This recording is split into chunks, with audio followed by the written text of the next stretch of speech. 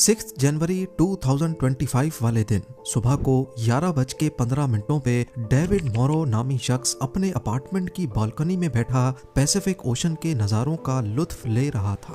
हमेशा की तरह ये एक नॉर्मल दिन था।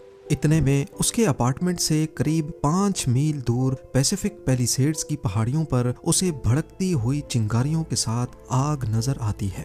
देखते ही देखते सिर्फ 1 घंटे के दौरान ये आग इतनी फैल गई कि धुएं ने पहाड़ को पूरी तरह से छुपा दिया। सैटेलाइट व्यू में देखा जाए तो सबसे पहले ये आग पैलिसेड्स के पहाड़ों पर रिपोर्ट हुई थी, लेकिन उसके चंद घंटों के बाद ये ईटॉन, हर्स्ट, केनेथ, गेटी, स्किरबॉल और सैन फर्नांडो के एरिया तक फैल गई। जिस वक्त ये आग लगी उस वक्त यहाँ 100 किलोमीटर पर आवर की हवाएं चल रही थी, जिनकी डायरेक्शन इनलैंड से ओशन की तरफ थी। अब यहाँ सवाल ये पैदा होता है कि अगर सबसे पहले आग पैलिसेड्स में लगी थी जो ओशन के बिल्कुल करीब है, तो फिर वहाँ से आग हवा के ऑपोजिट डायरेक्शन में 30 से 40 किलोमीटर दूर तक कैसे फैल गई। जेम टीवी की वीडियोस में एक बार फिर से खुशामदीद। नाजरीन, इस आग ने टोटल 38,000 एकड़ या फिर 150 स्क्वायर किलोमीटर के एरिया को उजाड़ कर रख दिया है। 12,000 से ज्यादा बिल्डिंग्स और घर तबाह हो चुके हैं और 1,80,000 लोग अपने घर छोड़ चुके हैं।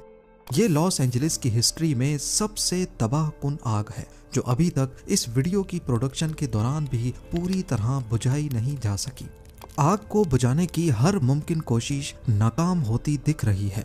वाटर बॉम्बर्स एक वक्त में 45,000 लीटर पानी फेंक रहे हैं, जो इस आग के सामने चंद बूंदों के बराबर लगते हैं।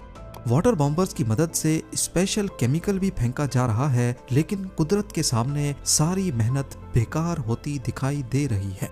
कैलिफोर्निया, जहां पहले से पानी की कमी है, जिसकी वजह से अक्सर फायर हाइड्रेंट्स खाली पड़े थे, 7 अलग अलग एरियाज में फैलने की वजह से फायर फाइटर्स और उनका इक्विपमेंट भी डिवाइड हो गया। और ऊपर से 70 से 100 किलोमीटर पर आवर की हवाएं जब आग पर पड़ी तो ये आग और ज्यादा भड़कने लगी। लॉस एंजलिस वाइल्ड फायर फैलने की असल वजह जानने से पहले देखते हैं कि कैलिफोर्निया में इससे पहले कितनी बार वाइल्ड फायर्स ने हमला किया है। पिछले 25 सालों के डाटा में देखा जाए तो कैलिफोर्निया वाइल्ड फायर का हॉट स्पॉट रहा है। ईयर 2003 में सैन डिएगो काउंटी में सीडर फायर ने 2,73,000 एकड़ पर हमला किया। 25 अक्टूबर से भड़कने वाली आग ने 4 नवंबर 2003 को दम तोड़ा। 2017 में टब्स फायर ने 36,000 एकड़ जला दिए और ये भी अक्टूबर के महीने में लगी। दोबारा 2017 में थॉमस फायर ने 2,80,000 एकड़ राख बना दिए। ये आग दिसंबर में शुरू हुई और जनवरी में खत्म। 8 नवंबर 2018 को कैंप फायर ने 1.5 लाख एकड़ जलाए और 17 दिनों के बाद 25 नवंबर को खत्म हुई। इसी तरह 2020 में ग्लास फायर ने 67,000 एकड़ पर हमला किया और ये भी सितंबर में शुरू होकर पूरे महीने बाद अक्टूबर में खत्म हुई। अगर इन तमाम वाइल्ड फायर्स की डेट्स पर गौर किया जाए तो इनमें एक चीज बहुत कॉमन है, विंटर्स। यानी ये वाइल्ड फायर्स सर्दियों के महीने में ही लगी हैं और अभी लॉस एंजलिस वाइल्ड फायर भी पीक विंटर्स में ही लगी। तो आखिर क्या वजह है कि कैलिफोर्निया की हिस्ट्री में ज्यादातर वाइल्ड फायर्स सिर्फ विंटर्स में ही लगी हैं? इस सवाल का जवाब छुपा है एक ऐसे फिनोमेनन में जिसे सेंटा एना विंड्स कहा जाता है। जी हाँ, सेंटा एना विंड्स गर्म और सूखी हवाएं हैं जो सदर्न कैलिफोर्निया और बाहा कैलिफोर्निया में स्पेशली ऑटम और विंटर्स के दौरान चलती हैं। गूगल अर्थ पर देखा जाए तो कैलिफोर्निया के ईस्ट में दूर दूर तक सिर्फ डेजर्ट है, जिसको मोहावी डेजर्ट या फिर ग्रेट बेसन भी कहते हैं। सूरज की तपिश डेजर्ट को गर्म करती है, जिसकी वजह से यहाँ की हवा का प्रेशर बढ़ने लगता है। दूसरी तरफ ओशन की बात की जाए तो यहाँ की हवा ठंडी होती है और प्रेशर कम। हमने 6th ग्रेड में पढ़ा था कि हवा हाई प्रेशर से लो प्रेशर की तरफ ट्रेवल करती है। जितना ज्यादा प्रेशर में फर्क होगा उतनी तेजी से हवा ट्रेवल करेगी और यहाँ पर भी कुछ ऐसा ही होता है।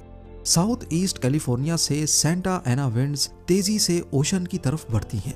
ये खुश्क और गर्म हवाएं जहां से भी गुजरती हैं वहां का मॉइस्चर सक करती जाती हैं। जिसकी वजह से ये पूरा रीजन इस मौसम में खुश्क हो जाता है। झाड़ियां और दरख्त बिल्कुल सूख जाते हैं, जो बड़ी आसानी से आग पकड़ने के काबिल बन जाते हैं। सेंटा एना विंड्स जहां पूरे जंगलात को वाइल्ड फायर का फ्यूल बना देती हैं, वहीं अगर गलती से भी कभी आग लग जाए तो तेज हवाएं इस आग को और ज्यादा भड़काती हैं। जलते हुए कोयले तेजी से फैलते जाते हैं और पलक झपकते ही वाइल्ड फायर कंट्रोल से बाहर हो जाती है। अब होना तो ये चाहिए कि जिस डायरेक्शन में हवा जा रही है, वाइल्ड फायर को भी उसी डायरेक्शन में ही फैलना चाहिए, पर लॉस एंजलिस के केस में इसका बिल्कुल उलट देखा गया। सबसे पहले आग पैलिसेड्स के पास देखी गई, जो ओशन के करीब है, और बाद में ये इनलैंड एरियाज में फैलती गई। ऐसा क्यों है, इसकी असल वजह समझने के लिए हमें एक इंटरेस्टिंग फिनोमिनन को समझना होगा, जिसे माउंटेन वेव रोटर कहते हैं। पहाड़ की वो साइड जिस पर डायरेक्टली हवा आकर टकराती है, उसे विंडवर्ड साइड कहते हैं, और पहाड़ की दूसरी साइड जहां हवा को जाना है, उसे लीवर्ड साइड कहते हैं। होता यूं है कि जब विंडवर्ड साइड हवा को रोकती है, तो उसी दौरान लीवर्ड साइड पर एक वोर्टेक्स इफेक्ट पैदा होता है, और इस वोर्टेक्स में हवा गोल गोल घूमती रहती है। यानी पहाड़ के ऊपर हवा की डायरेक्शन एक तरफ होती है, तो पहाड़ के नीचे हवा की डायरेक्शन दूसरी तरफ चलती है। लॉस एंजलिस के केस में भी इस फिनोमिनन का बहुत बड़ा रोल है। पैलिसेड्स जहां सबसे पहले आग रिपोर्ट हुई, ये लीवर्ड साइड है, और यहाँ माउंटेन वेव रोटर की वजह से पहाड़ की चोटी से नीचे नीचे हवा ऑपोजिट डायरेक्शन में जनरेट हुई, जो आग को इनलैंड एरियाज में फैलाने की सबसे बड़ी वजह बनी। एक बार जब वाइल्ड फायर बहुत ज्यादा बढ़ जाती है, तो फिर ये काफी सारे अजीब फिनोमिनन को जन्म देती है। कुछ ऐसे फिनोमिनन जिनको प्रिडिक्ट करना भी बहुत मुश्किल होता है। इनमें से एक है फायर टॉर्नेडो। ये एक रेयर और डेंजरस फिनोमिनन है, जो इंटेंस वाइल्ड फायर्स के दौरान बनता है। ये होता टॉर्नेडो की तरह है, पर इसके अंदर सिर्फ आग और गर्माइश होती है। वाइल्ड फायर से जो नाकाबिले यकीन गर्माइश पैदा होती है, वो आसपास की हवा को फौरन गर्म करके ऊपर की तरफ खींचती है। गर्मी की वजह से गर्म हवा बहुत तेजी से ऊपर की तरफ उठती है, और नीचे से ठंडी हवा उस जगह को भरने के लिए आती है। ये अपड्राफ्ट एक रोटेशनल मोशन क्रिएट करता है, जो आसपास की सूखी झाड़ियों को फायर टॉर्नेडो में खींचकर वॉर्टेक्स को और भी ज्यादा दहशतनाक बना देता है। अब ये फायर टॉर्नेडो इलाके में चलने वाली हवा पर हावी होकर अपने अंदर खुद की हवा पैदा करने लगता है, जिसकी डायरेक्शन का अंदाजा लगाना भी बहुत मुश्किल होता है। लेकिन ज्यादातर चांसेस होते हैं कि ये पहाड़ के साथ साथ ऊपर की तरफ वाइल्ड फायर को बढ़ाएगा। वाइल्ड फायर एक हकीकत है, और क्लाइमेट चेंज की वजह से आने वाले सालों में ये ज्यादा फ्रीक्वेंटली पाई जाएंगी। अमेरिका के पास वाइल्ड फायर्स को कंट्रोल करने के लिए लेटेस्ट टेक्नोलॉजी भी मौजूद है। सबसे पहले इंफ्रारेड कैमराज से वाइल्ड फायर के टेम्परेचर और उसके फैलने का रियल टाइम डाटा लिया जाता है। सैटेलाइट्स की मदद से आग की साइज और लोकेशन को मॉनिटर किया जाता है। आजकल तो आर्टिफिशियल इंटेलिजेंस की मदद से आग के फैलने की डायरेक्शन को प्रिडिक्ट भी किया जाता है, और फिर ये सारी इंफॉर्मेशन फायर फाइटर्स तक पहुंचाई जाती है। फायर फाइटर्स कोशिश करते हैं कि जहां आग लगी है उसके इर्द गिर्द केमिकल स्प्रे करें, ताकि आग ज्यादा ना बढ़ सके। पर लॉस एंजलिस में फायर फाइटर्स पहले एक एरिया की आग को कंट्रोल करते, तो हवा के जरिए आग दूसरी जगह तक फैल जाती थी। अमेरिका की हिस्ट्री में पहली रिकॉर्डेड वाइल्ड फायर साल 1871 में मिशिगन के पास लगी थी।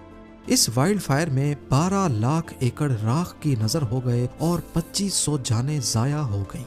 1871 की पेस्टिगो फायर से लेकर आज की लॉस एंजलिस वाइल्ड फायर तक नेचर हमें इशारा दे रही है कि आग पर काबू पाना आज भी करीब नामुमकिन है।